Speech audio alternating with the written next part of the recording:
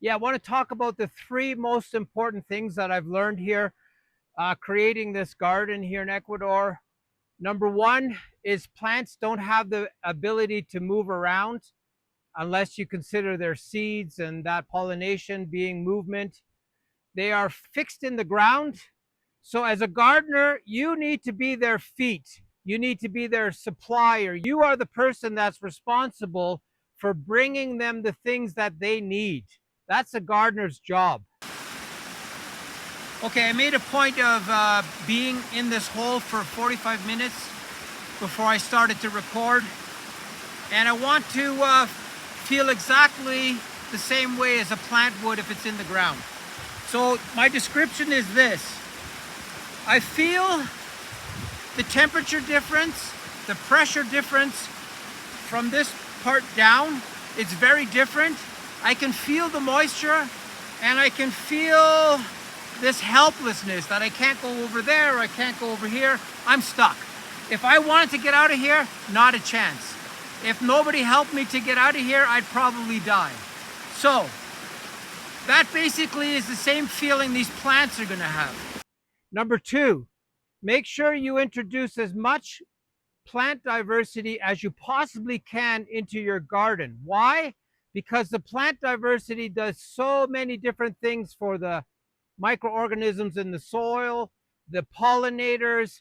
It has that circular effect if you introduce biodiversity into your garden. Yeah, I want to explain biodiversity. People throw that term around and it's not really explained really well. This property has made it possible for me to actually understand what biodiversity is.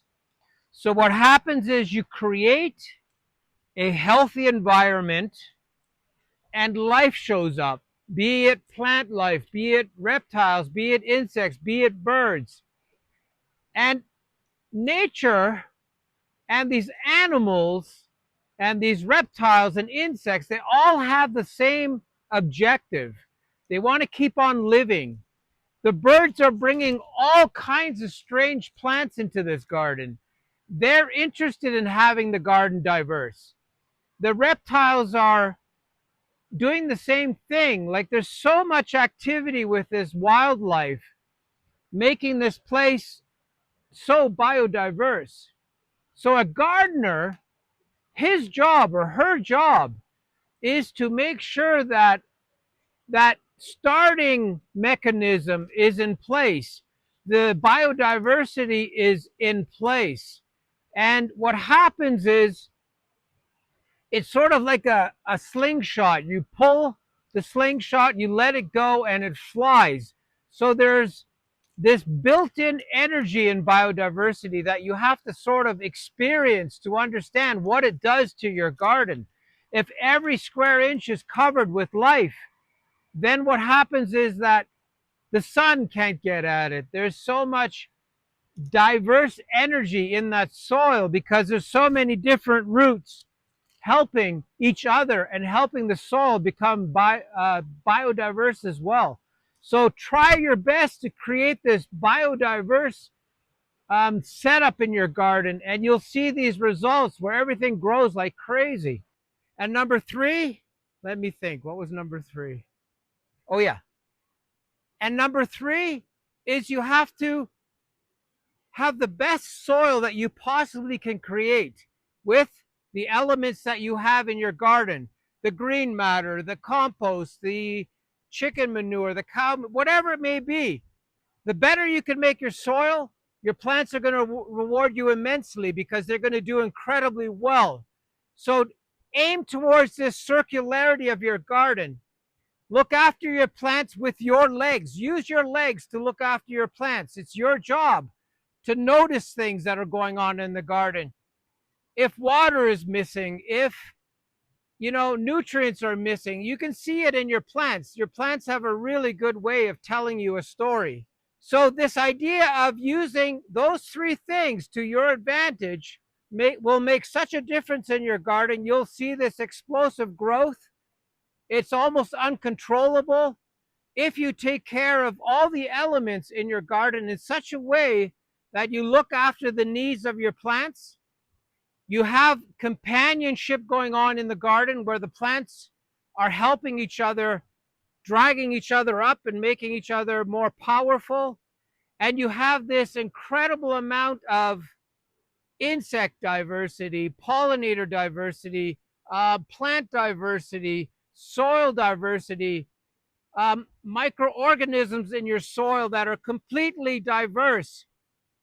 And you will see this different type of gardening where you don't have the rows and columns anymore. You have this really integrated energy in your garden that where all the roots are interwoven, working together, protecting each other.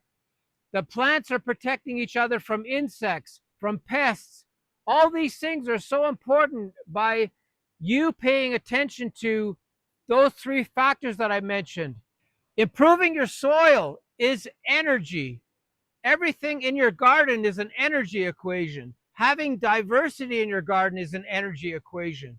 The more diverse your garden is, the more diverse your plants are, the more energy you're introducing into your system, your gardening system. And it makes such a difference if you have this ability to constantly add more and more and more instead of taking all the time. You're adding energy to your garden in such a way that everything responds, from the insects to the root systems of your plants to the crop you're going to harvest. Everything is going to be a lot stronger and a lot more powerful. Yeah, I want to discuss a little bit that most people kind of ignore. So anytime I have something growing in the ground, I get the best topsoil you could ever imagine. It turns into this living medium. Like you pull out a plant,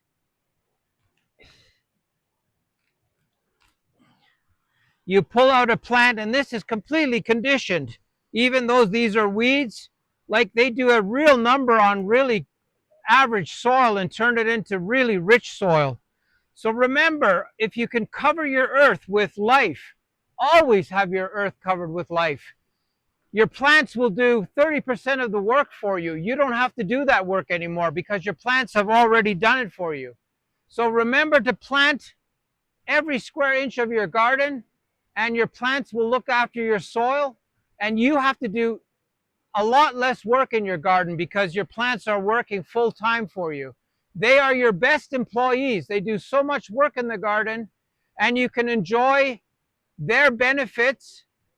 And you have to remember they give 30% of their energy back to the organisms that have fed them in the first place.